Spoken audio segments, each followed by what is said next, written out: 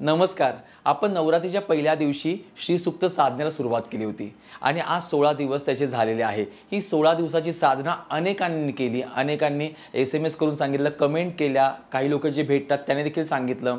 जेव्हा असं एखादं कार्य असतं, एखादं काम असतं किंवा देवाचं जे काही व्रतवैकल्य असतं, जेव्हा पूर्ण होतं तेव्हा आपल्या मनाला एक आनंद झालेला असतो, कारण देवाने ते कार्य आपल्याकडून पूर्ण करून घेतलेलं असतं त्यामुळे.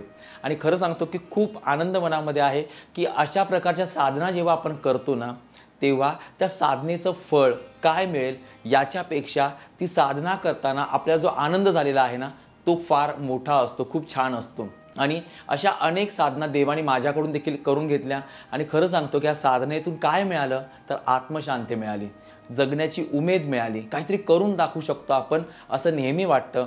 आणि सगळ्यात महत्त्वाची गोष्ट म्हणजे आपला प्रचंड पॉझिटिव्ह वाटतं, आत्मविश्वास वाढतो आणि ह्या सगळ्या साधना आपल्या पूर्वजांनी ज्या आपल्याला दिलेल्या आहे याचा अभिमान वाटतो, कारण त्यांनी यातली प्रत्येक गोष्ट फार विचारपूर्वक आपल्यापर्यंत पोहोचवलेली आहे त्यासाठी. तर अशी श्रीसूक्त साधना आपण केली. आज तुम्हाला डिस्क्रिप्शनमध्ये गुगल फॉर्म देण्यात येईल, तो गुगल फॉर्म तुम्ही फिलअप करायचा आहे.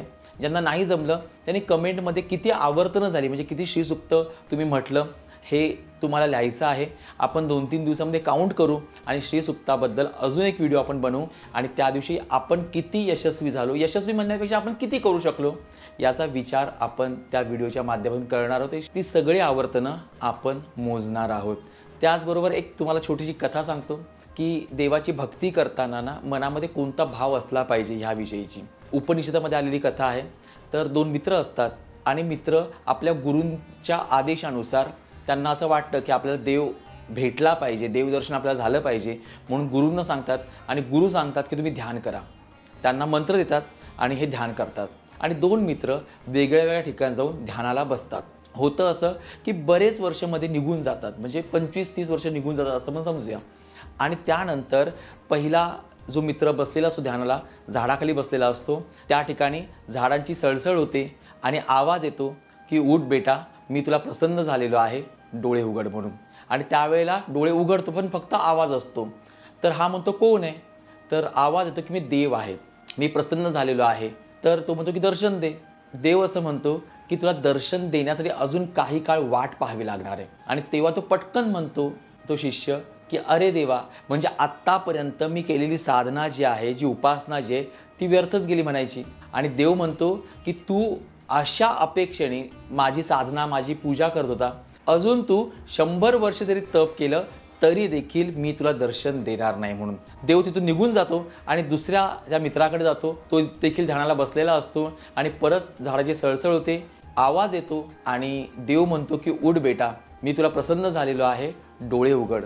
आणि त्यावेळेला तो डोळे उघडतो आणि तो म्हणतो की देवा, मला असं वाटलं का हा जन्म, पुढचा जन्म, त्याचा पुढचा जन्म कदाचित जाईल, पण तुझं दर्शन मला होणार नाही आहे. पण तू इतका दयाळू आहेस का या जन्मामध्ये आत्ताशी काही वर्ष झालेली आहेत आणि तू मला आवाजाच्या स्वरूपात दर्शन दिलेलं आहे. मी खरंच धन्य झालो. मला असं वाटलं की 2-3 जन्म मला नक्कीच तप करावं लागणार आहे. आणि देव त्या वाक्याने प्रसन्न होतो आणि त्वरित त्याला प्रत्यक्ष दर्शन देतो आणि सांगतो की मला हेच अपेक्षित असतं. यालाच भगवद्गीतेमध्ये कर्मण्येवाधिकारस्ते मा फलेषु कदाचन असं म्हटलं गेलेलं आहे.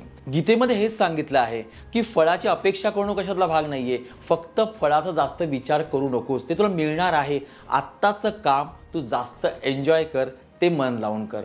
आणि अशीच आपण साधना करायची असते, देवपूजा, देवभक्ती करायची असते. देव त्याचं फळ आपल्याला नक्की देत असतो. तर तुमच्या सर्वांचं अभिनंदन, तुम्ही श्रीसूक्त साधना केली आणि अशा प्रकारच्या साधना देवाने करून घेतल्या, म्हणून देवाचे आभार. हा व्हिडिओ तुम्हाला कसा वाटला नक्की सांगा, कमेंट नक्की करा. त्याचबरोबर हा व्हिडिओ जो आहे अधिकाधिक शेअर करा. आपलं हे चॅनल अजूनपर्यंत सबस्क्राईब केलं नसेल, सबस्क्राईब करून ठेवा. भेटूया पुढच्या व्हिडिओमध्ये. तोपर्यंत बोला अंबे माते की जय. धन्यवाद.